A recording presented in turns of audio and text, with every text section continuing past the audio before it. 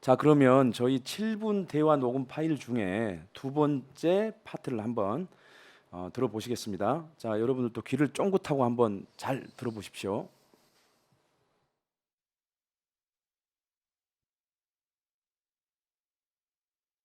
네. 양재식이가 뭐 걔네들 도와준 건 맞는데 그 양재식 개인적으로 잠깐 돕다가 그것도 끝낸 거야. 싸워가지고 안 하고 형은 아예 돈 사실이 없는데 무슨 뭐 양재식이가 무슨 약속을 했다는데 무슨 양재식이가 무슨 영수형을 위해서 무슨 약속을 해 말도 안 되는 짓을 하고 앉았고 저렇게 막 완전히 이 언론에서 인간 만짜를 만들어 놓고 있으니까 거의 뭐 초조등 상태죠.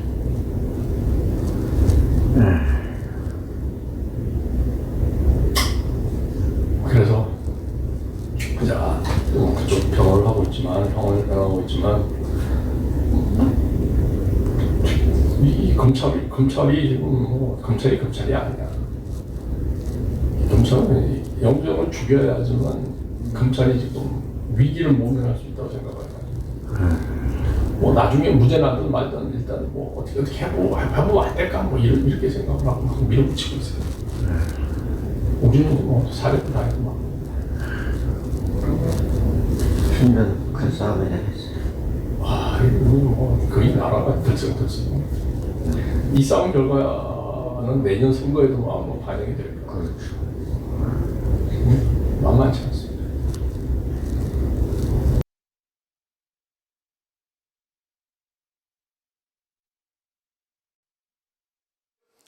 예, 이재순 변호사와의 대화 녹음 파일 7분짜리 중에 두 번째 파트를 들어보셨는데요. 사실 이 파트가 사실 제일 중요한 파트예요. 네.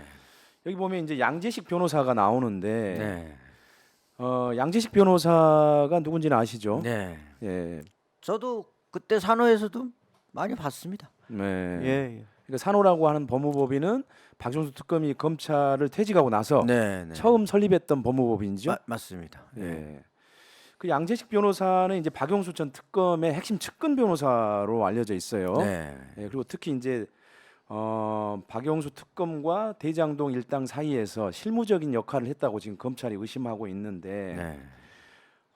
지금 검찰이 지금 그 박용수 전 특검의 혐의에 대해서 어떻게 보고 있냐 하면 지난 2014년 말에 우리은행 이사회 의장이었어요. 박용수 특검이. 네. 우리은행이 대장동 사업 컨소시엄에 참여하도록 도와줬고 그 대가로 대장동 일당에게 그 200억 원 상당의 부동산을 요구했다. 이렇게 검찰은 의심을 하고 있고 네.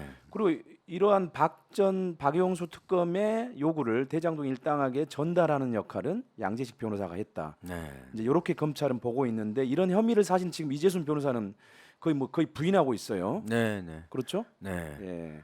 그러니까 양재식이 개인적으로 잠깐 대장동 일당을 돕다가 끝났다. 양재식이 뭐 영수형을 위해 무슨 약속을 했다는 말도 안 되는 소리를 하고 있다. 이렇게 얘기를. 그러니까 여기서 이제 무슨 약속을 했다는 얘기는 그러니까 대장동 일당한테 200억 원 상당의 부동산을 요구했다. 이제 요 부분을 가리키는 걸로 네. 해석이 됩니다. 그렇습니다. 예. 그다음에 그 양재식 변호사가 이제 이미 검찰 조사를 받고 있어요. 소환 조사를 받았습니다. 네. 며칠 전에 이제 그 박용수 특검 소환 조사만 남겨놓고 있는데 사실 양재식 변호사는 이제 검사 시절부터 박용수 특검하고 인연을 맺었어요. 네. 그 지난 2016년에 이제 박근혜 정부 최순실 등 민간인에 의한 국정농단 의혹 사건 규명을 위한 특별검사가 발족했을 때 그때 특검 보호를 지냈죠. 네. 그렇습니다. 그럴 정도로 가까운 사이였어요. 예. 근데 그 양재식 변호사를 뭐 몇 번 보셨다고 했는데 그때 뭐 인상은 어땠나요? 뭐 그 양반하고는 뭐 식사하고 그런 거는 없었어요. 그냥 당시 이제 박 변호사랑 둘이 이제 막 와서 거기 사무실 와서 얘기하고 이런 부분들은 제가 이제 많이 봤죠. 예. 근데 특별하게 저랑 대화를 많이 나누거나 그런 적은 그거는 없어요. 예. 근데 인상이나 뭐 이런 거는 그냥 당시에는 제가 대화를 안 해봤기 때문에 그냥 뭐 그럼 박영수 특검이 혹시 이제 양재식 변호사에 대해서 뭐라고 뭐 표현한 게 있습니까? 뭐 내가 아끼는 후배다든지 뭐 유능하다 검사 출신으로서 검사 쪽에서 유능하다. 예, 이런 얘기는 몇 번 했습니다. 예. 지금 양재식 변호사는 그러니까 이제 박영수 특검하고 대장동 일당 사이에 청탁 실무를 맡은 인물로 지목을 하고 있고 검찰이 그래서 이제 지난 6월 12일 날 양 변호사를 소환 조사를 했어요. 이게 이제 특정경제범죄가중처벌법상 수재 혐의로 지금 소환 조사를 했고요. 그래서 그 대장동 일당 녹취록에 보면 양 변호사의 영입을 신의 한 수였다 이렇게 언급하는 네. 정도로 신의 한 수였다면 굉장히 중요한 역할을 했다라고 봐야 되잖아요. 네, 네. 예. 자, 그다음에 이제 굉장히 재미있는 얘기가 나옵니다. 그 아까 두 번째 파트의 그 녹음 파일 중에 지금 검찰은 검찰이 아니다. 검찰은 영수형을 죽여야만 위기를 모면할 수 있다고 생각한다. 나중에 무죄가 되든 말든 일단 어떻게 해보면 안 될까 생각하면서 물어붙이고 있다. 이렇게 했어요. 네. 예. 이거는 뭐 어떤 의미라고 우리 김대근 대표는 생각을 하시나요?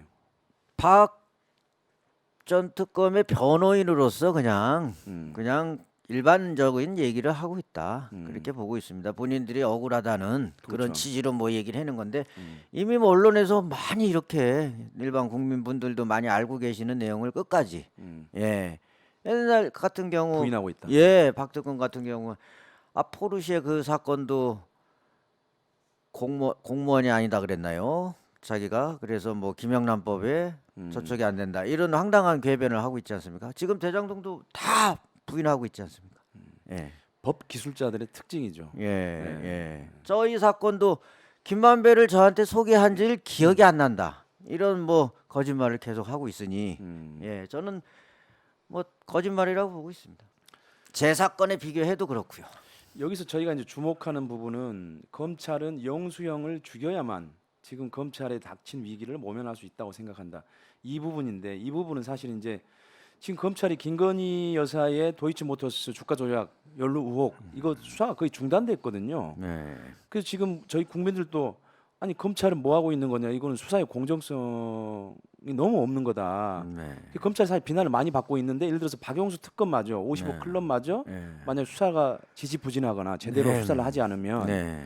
사실 지금 국민들이 들고 일어날 판이거든요. 그렇게 될 겁니다. 그리고 이거 여기에서 좀 뭐 부실 수사가 되든 이러면 특검에 의한 전 특검의 수사 이렇게 되겠죠. 특검에 의한 전 특검에 예. 대한 수사. 예. 그러게 그 특검에 의해서 구속이 된다면은 참 너무 망신스러운 그런 사태가 발생할 것 같습니다. 그래서 검찰에서 무조건 정말 법대로 증거 원칙에 의해서 수사할 거라고 저는 기대를 하고 있습니다만은 그러니까 사실 이제 올해 55 클럽 특검은 사실 올해 이제 12월 정도면 이제 통과가 돼서 이제 특검이 임명이 되고 특검 네. 수사가 이제 내년이면 진행이 될 텐데 네. 그러니까 이제 그런 것들도 검찰의 머릿속에는 당연히 염두에 두고 있겠죠. 네. 그리고 아까 얘기한 김건희 여사의 도이치모터스 주가 조작 연루 의혹 등으로 이런 사건에 대한 지지부진한 수사 이런 것들을 은한 국민들의 분노, 비판 이런 것들을 의식하면서 박영수 특검을 이제 뭐 구속 기소하거나 최소한 불구속 기소하면서 이제 돌파를 하려고 한다 이런 의미로 저는 이제 해석을 했어요. 네. 네. 그렇게 보입니다. 네. 참 그 검찰이 이렇게 이제 박영수 특검은 당연히 저항하겠죠. 자기는 어쨌든 간에 전혀 대장동 사업하고는 아무런 상관이 없다라고 주장을 하고 있으니까 네. 검찰이 자기를 희생물로 만든다고 생각을 하겠죠. 네. 예.